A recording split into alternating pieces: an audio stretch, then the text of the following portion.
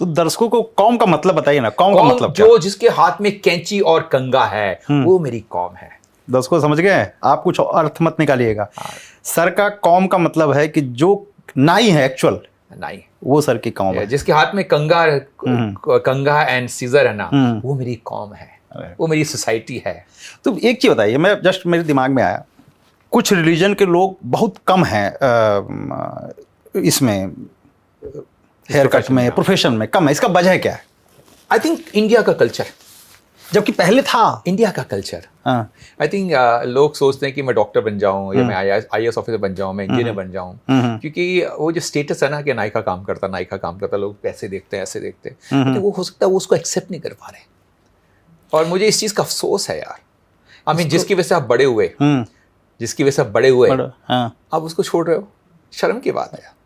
तभी मैं क्या बोलता हूँ, मेरी कौम को जरूरत है। क्योंकि मैं आप सही बोला, मैंने देखा कई ऐसे लोग हैं जिनके फादर ये काटते थे। हमारे गांव में भी, हमारे गांव में घर में नहीं काटते, अब नहीं काटते शर्म की वजह से।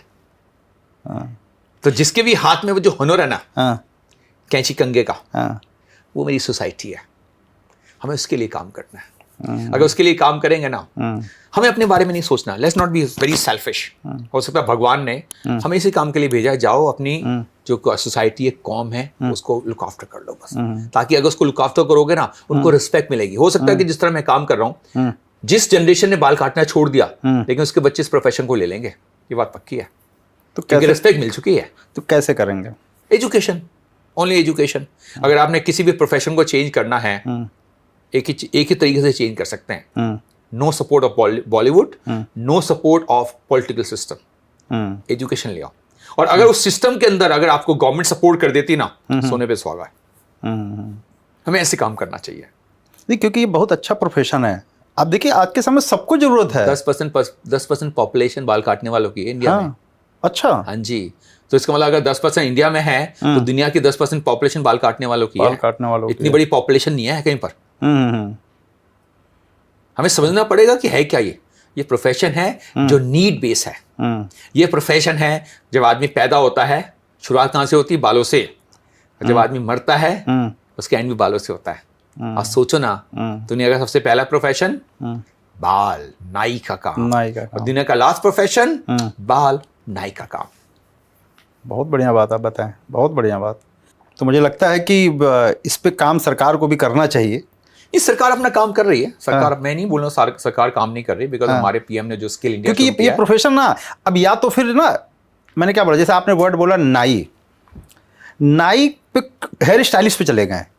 आप समझ ना बात को? स्कूल तो गए नहीं और हेयर स्टाइलिस्ट पे चले गए। हाँ, ये जो है ना, ये चीजें यदि वो ऐसा क्या हो कि कोई धंधा कोई काम छोटा नहीं होता है।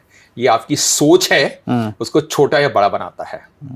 और ये वाकई आप इसके लिए आइडल हैं कि आपने इस चीज को चुना और आज इस मुकाम पे हैं। मेरी जैसे अभी बात हुई थी, 1000 यदि आपके सैलून मैनेज कैसे करते हैं इसको? मैनेज करते हैं थ्रू अ सिस्टम। हमारे मास्टर फ्रेंचाइज होते हैं स्टेट वाइज, उसको मैनेज करते हैं। देखिए, बिजनेस को ग्रो करना कोई मुश्किल नहीं है। उसके लिए आपको सबसे पहले विजन चाहिए, फिर मिशन चाहिए। अगर विजन मिशन आ जाएगा, आई थिंक सिस्टम बन जाएगा, और जो सिस्टम बन जाएगा आप उसको कंट्रोल कर पाएंगे। आई मीन इंडिया कंट्री नहीं है सर, कॉन्टिनेंट है 27 स्टेट्स का। तो यहाँ 27 कंट्री चलते हैं, और यहाँ का जो साइज है ना 140 करोड़, वो यहाँ की मार्केटिंग है। और उसमें से अगर 10% लोग भी, अगर आप उन्हीं को हैंडल कर लो, वही बहुत है आपके लिए। इसका मतलब पता क्या है? पूरा यूके, पूरा जर्मनी की, पूरा फ्रांस की, तीनों कंट्री की पॉपुलेशन, वही आपके लिए बहुत है। आप क्यों बात करें 140 करोड़ की? आप बात करो 14 करोड़ की या 40 करोड़। इनको एजुकेशन में क्या मतलब, स्किल एजुकेशन कैसा एजुकेशन है? स्किल एजुकेशन, बाल काटने का सिस्टम क्या होता है, स्टेप कट कैसे काटा जाता है, ब्लंट कट कैसे काटा जाता है, जेंट्स कट कैसे काटा जाता है, तो वो स्किल चाहिए। आई नो अभी हमारे एजुकेशन पॉलिसी में है कुछ ऐसा, या अभी जो हमारे पीएम ने जो वो शुरू किया है हमारा स्किल इंडिया, उसमें हेयर ड्रेसिंग उसका पार्ट है। अच्छा, तो हेयर ड्रेसिंग उसका पार्ट है अभी भी। तो अभी शुरुआत हुई है। जैसे आप बता रहे थे कि हमारी जो एक फैमिली बाल काटती थी, नेक्स्ट जनरेशन बाल नहीं काटती। पर मुझे लगता है कि थर्ड जनरेशन बाल काटना शुरू करेगी। अच्छा। क्योंकि वहां पर एजुकेशन आ गई है, उनके दिमाग में बात आ चुकी है कि छोटा काम नहीं है, वो छोटा काम नहीं है। जिस दिन आ जाएगा ना, आप अपना पुराना जो पुश्तनी काम है ना, आप उसको ले लेंगे।